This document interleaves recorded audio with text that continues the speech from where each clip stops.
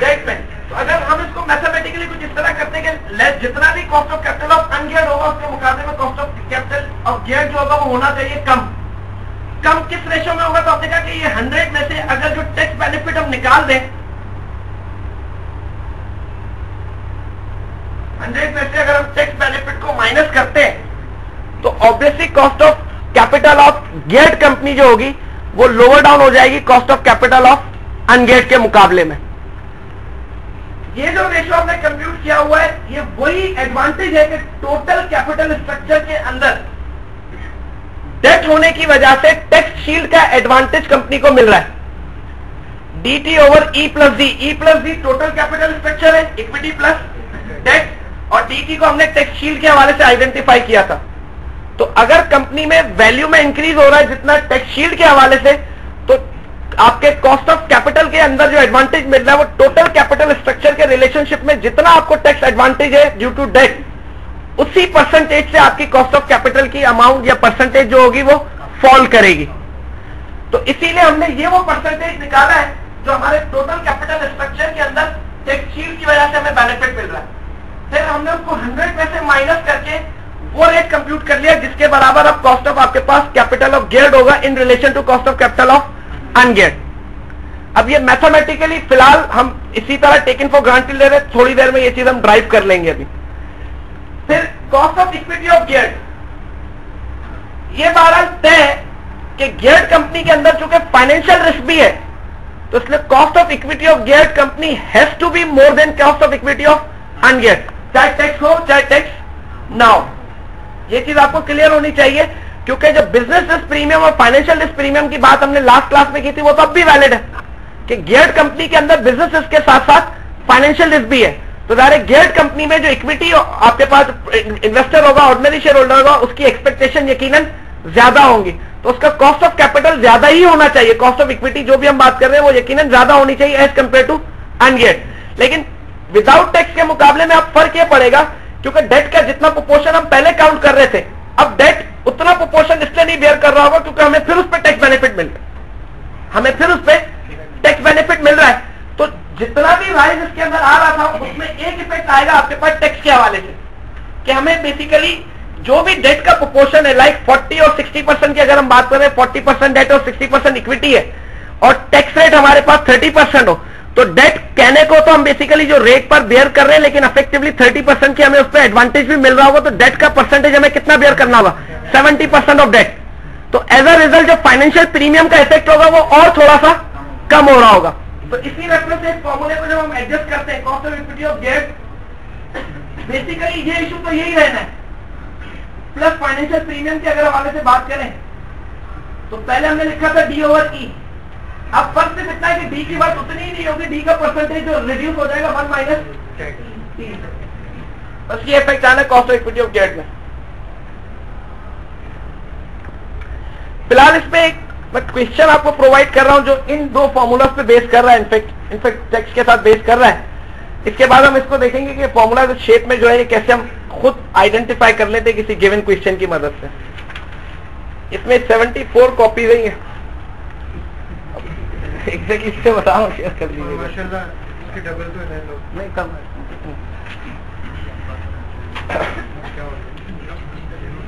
पर हर एक अपने पास वो कॉपी रखेगा तो लास्ट तक पहुंचेंगे नहीं, श्योर है। मतलब 2 इंडिविजुअल में अगर एक कॉपी शेयर करने फिलहाल किसके लिए ये सेंटेंस किसके लिए?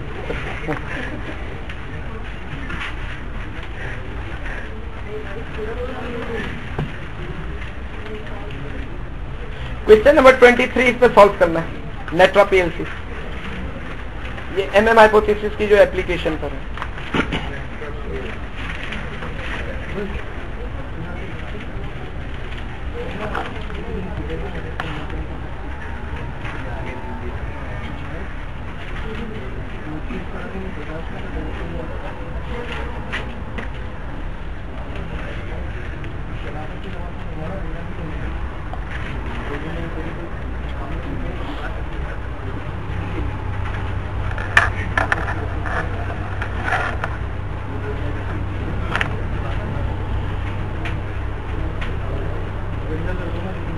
Question number 23.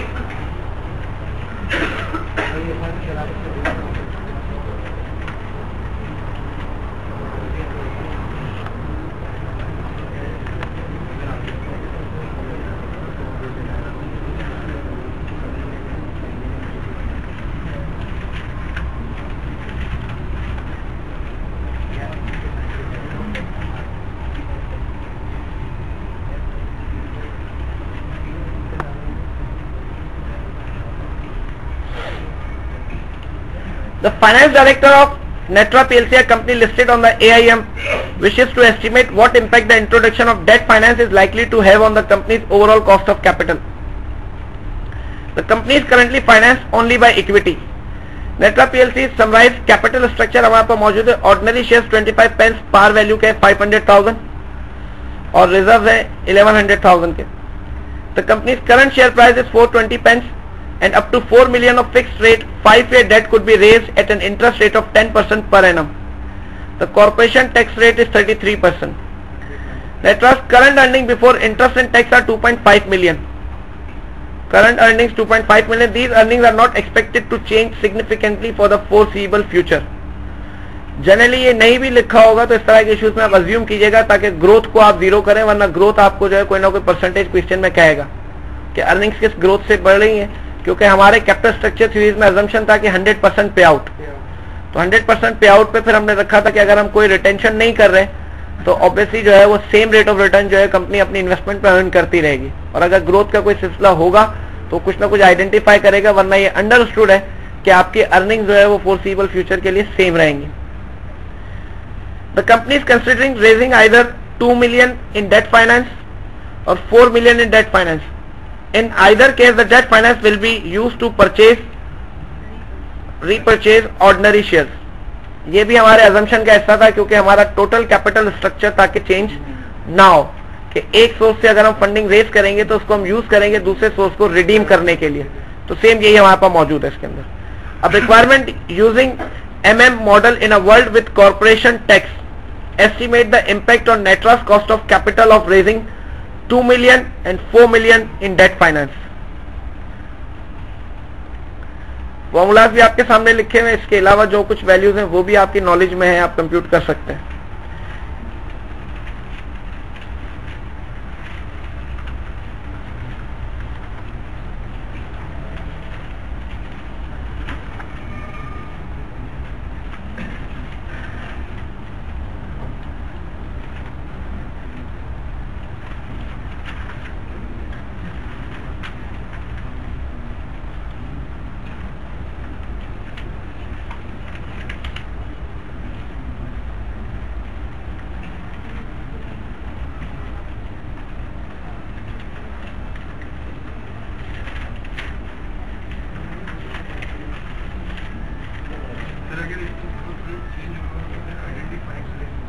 Growth rate change होगा तो फिर आपको जो है वो जो जनरली कॉस्ट ऑफ इक्विटी के रिलेशनशिप आपने जो कंप्यूट किया तो उसको इन्वॉल्व करना पड़ेगा. अभी उसके बगैर भी हो जाएगा, उसके साथ भी होगा, दोनों तरीके से हो सकता है.